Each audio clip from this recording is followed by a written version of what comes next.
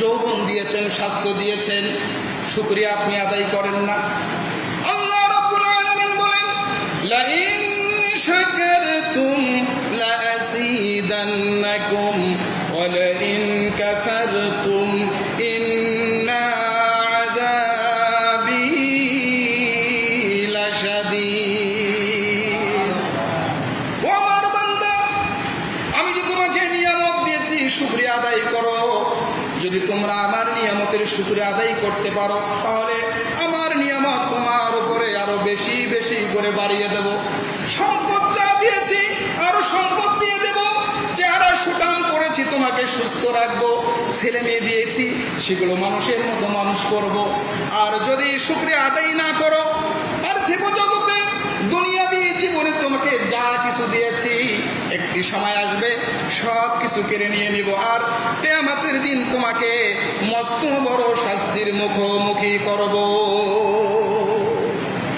শুকরিয়া আদায় করলেই নিয়ামত আল্লাহ পাক বাড়িয়ে দেবেন, আর না করলে কি হবে? কথা বলুন, কেড়ে নেবেন। সন্তান থাকবে, মানুষ হবে না, গাজার পেছনে দৌড়াবে, ফেন্সিলের পেছনে দৌড়াবে, মারামারি করবে, আপনার শান্তি থাকবে না। হারে, এরকম সন্তান না পাওয়াই ভালো ছিল। বলে না যে আল্লাহ সন্তান যখন দিয়েছে এটা কেন? হ্যাঁ, এর খেলায় তো টিকতে পারি না। কত গালি শুনি মানুষের, মামলা মোকদ্দমা, কেস ইত্যাদি ইত্যাদি। এই জন্য আল্লাহ পাকের শুকরিয়া আদায় করলে পরে আল্লাহ পাক যা দিয়েছে সব কিছু ভালো থাকবে এবং নিয়ামত বাড়িয়ে দেবেন। আর যদি শুকরিয়া আদায় না করেন, যা দিয়েছে তাই এরকম হয়ে যাবে, আর কিয়ামতের শাস্তি ভোগ করতে হবে। তাহলে শুকরিয়া আদায় করার দরকার আছে না নাই? আমরা শুকরিয়া আদায় করবো তো ইনশাআল্লাহ।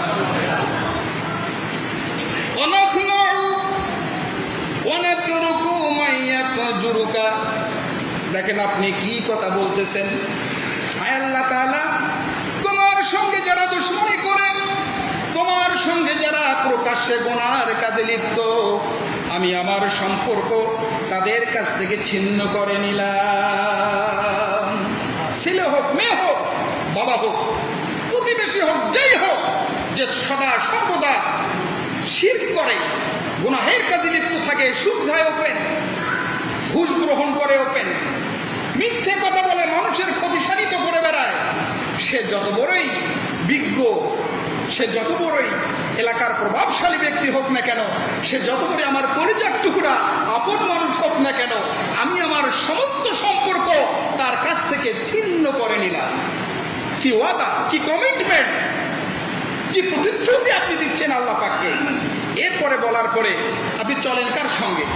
আপনার মুআমিলাত, মুআশারাত, আপনার লেনদেন, আপনি কাকে চা খাওয়ান, আপনি কাকে চাঁদা দেন, কাকে ভোট দেন, একটু চিন্তা করে দেখেন তো। জীবনের সঙ্গে মিলিয়ে নিন, অঙ্কের সঙ্গে মিলান। তাহলে মুখে বলে একটা আর কাজ করে আর একটা। এইটাকে ইসলামে কি বলে জানো ভাই? কি বলে? মুনাফিক। এই মুনাফিককে কখনো আল্লাহ পাক ক্ষমা করেন না। মুনাফিককে কখনো আল্লাহ পাক ক্ষমা করেন। এই বিষয়ে আরেকদিন কথা বলবো। মুনাফিকের ভয়াবহ অবস্থা, আজকে এই বিষয়ে কথা বলে শেষ করতে পারবো না, ইনশাআল্লাহ আরেকদিন বলবো, যদি সময় হয়, সুযোগ হয়, আল্লাহ পাক যদি আমাকে কবুল করে।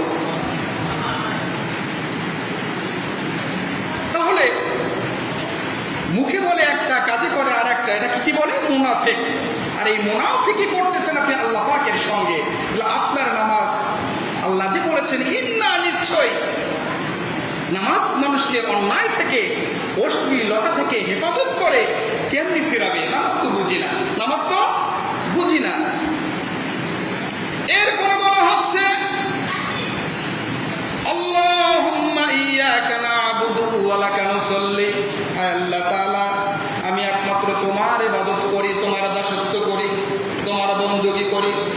নামাজের মধ্যে বলতেছেন আমি একমাত্র তোমার ইবাদত করি, তোমার দাসত্ব করি। নামাজ থেকে বেরিয়ে ওজন দিলেন কম, খাদ্যে দিলেন ভেজাল, জমির আলকাস কাটতে গিয়ে মানুষের জমির আইল কাটলেন, বোনকে ঠকালেন, মেয়েকে ঠকালেন। আল্লাহ রাব্বুল আলামিন বলেন এই বুঝি তোমার ইবাদতের নমুনা? এটাই বুঝি তোমার ইবাদতের নমুনা? হাজী সাহেব সমস্ত সম্পদগুলি ছেলেকে লিখে দিয়েছে, হজে যাবে, যদি না ফিরি সম্পর্ক জামাইও পাবে, আগে কামটা সেরে দিই। কি বলেন? এরকম হাদিস সাহেব এই দিকে না থাকলেও আমাদের ওই দিকে ঠিকই আছে। আপনাদের এদিকের কথা বলছি না, এদিকের লোক মাশাআল্লাহ অনেক ভালো, কোনো অভিযোগ নেই। আমাদের ওই দিকের কথাগুলো বলছি। মেয়ের বাড়িতে গেছে ইয়া বড় একটা মাছ, 2 কেজি রসমালাই, ছাতা একটা নিয়ে মেয়ের বাড়িতে গেছে। যে মা, বাবা তুমি এত রোদে আসছো, এত কিছু নেওয়ার কি দরকার ছিল বাবা? যে মা শোনো, তোমাকে তো কিছু দিতে পারি না, ওই সামান্য জমি ছেলেদেরকে দিয়ে দিচ্ছি, তোমাকে কিচ্ছু দিতে পারলাম না মা, তুমি আমার জন্য দোয়া করো। তো তোমার জন্য রাখছি ওই বাঁধের পিছে 2-4 শতক রাখছি মা। মেয়ে বলে যে বাবা, আমি কি তোমার জমি চাইছি? তুমি আসছো এটাই তো আমার বেলা, আমি জমি দিয়ে কি করবো বাবা? তুমি যা করছো তাই ভালো। বলে কিনা? বলে কিনা? মেয়েরা তো বাবাকে খুব ভালোবাসে। মিয়া হাজী সাহেব, মেয়েকে কায়দা করে আপনি ক্ষমা নিতে পারেন, মেয়ের মন ভুলাতে পারেন, আল্লাহ পাক কিন্তু আপনাকে ক্ষমা করবে না। করবে নাকি? হক বললো হক বলে মা, বান্দার হক যদি কেউ নষ্ট করে, কিয়ামতের দিন পশ্চিম কালেও সে জান্নাতে যেতে পারবে না। বারবার হজ করুন, ওমরা করুন, দান করুন, সাদকা করুন, যাকাত প্রদান করুন, সমাজে যতই ভালো ভালো কাজ করুক না কেন, ওই হাতির কোনো দাম নেই। কার কাছে?